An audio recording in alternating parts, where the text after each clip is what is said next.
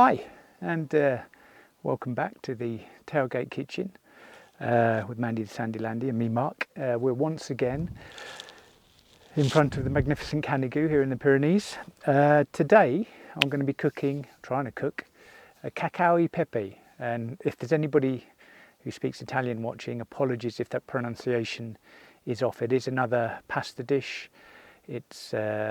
Its literal translation, cacio and pepe, is cheese and pepper, and that's essentially what goes into this dish. So what have I got today in terms of cheese? I've got some pecorino, which is the main and traditional cheese in cacio pepe. I actually put a little bit of Parmigiano in there as well. I think that just gives it a little bit of extra cheesiness. I've got the pasta, relatively fast cooking pasta for today. I've got some olive oil, butter, salt and pepper obviously is quite a key ingredient, and then a flask here of boiling water. So first up, I'm going to get some heat under this pan, if I can. I want to get that really hot because I'm going to put my water in there, and we obviously want that bubbling away. I've got a low pan here. I'm going to cook the pasta in a relatively low pan. As I say, I think with cacio and pepe, I'm not sure what the traditional pasta to go with is, but I've gone with this spaghettini, which is relatively fast cooking because they're up here. I wanted it to cook quite quickly. But I think you could use any long pasta, maybe even some short pastas, who knows. So we're going to get the water bubbling away in here. We're going to get a bit of salt in that. As ever, put a bit of salt in your pasta water.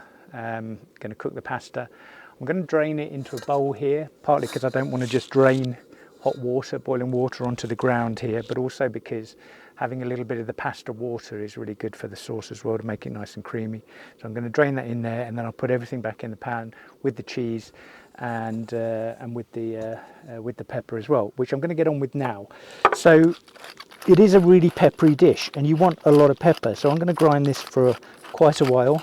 Probably have to cut this a little bit because I'll be going for so long.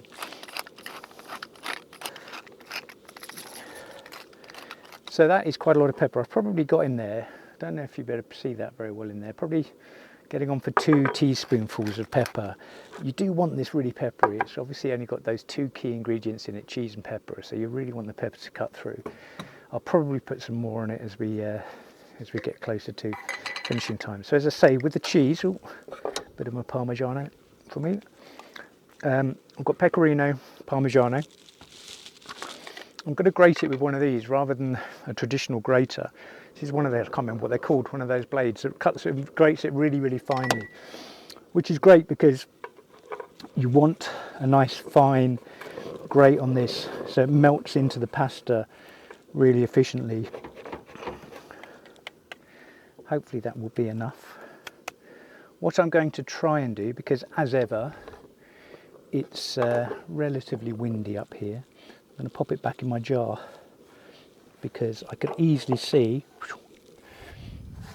this cheese blowing off the mountain, bubbling away straight away there. Again, as ever, parking as I do in weird little spots up the mountain. It's not incredibly level, that pan, so if I get all of my water in there, not quite going over the edge there, but it's not far off.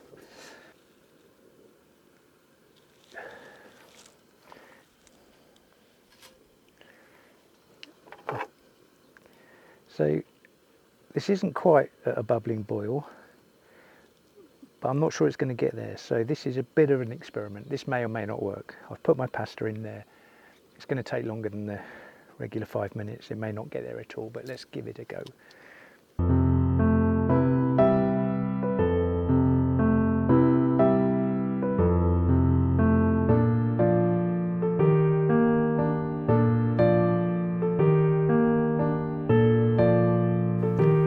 I don't think this is going to get too much more cooked. I'm going to try it. I don't think it's where I'd love it to be. It might not be a million miles off. It's definitely on the dente side of al dente, but we're going to go with it. So what I'm going to do is drain my pasta into this bowl. Some of the pasta water might be useful. Pop that in there, just pop that back on there. A little bit of heat still under that. I just want that pan to dry off slightly for a second.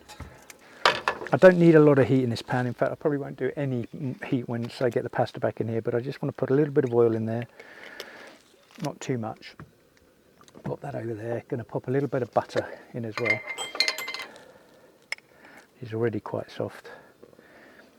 Let's get the pasta back in here. Stir it around a bit, get it coated in a bit of the oil and the butter.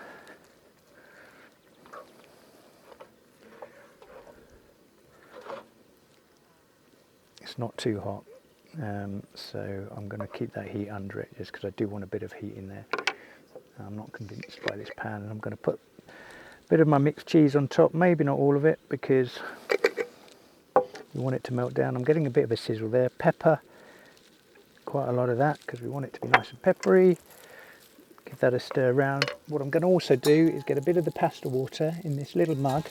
Won't need much of this because it's not a very big portion. I'm going to turn the heat off. It's sizzling a bit. Let's just keep that stirring. Get the cheese melted down. And you can just see how the cheese is melting quite nicely in that. You've got that little bit of pasta water in there, which is helping give it a bit of creaminess. And that's actually not looking too bad, you know. I'm going to serve myself up a portion.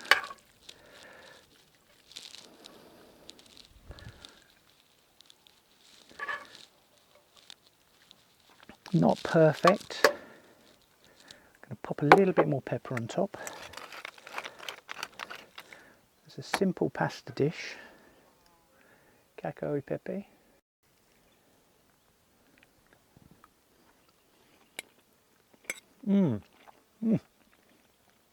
That's actually come together quite nicely. That's a pretty good result. I probably would put a little bit more pepper in it.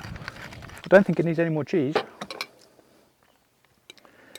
But again, as a lunch on the hill, I'll take it. So I hope you've enjoyed this one. Sorry it wasn't perhaps as successful as some of the other videos, but you know, we live and learn. Have a go, enjoy it yourself. Keep following the channel. I'm sure future recipes will be better.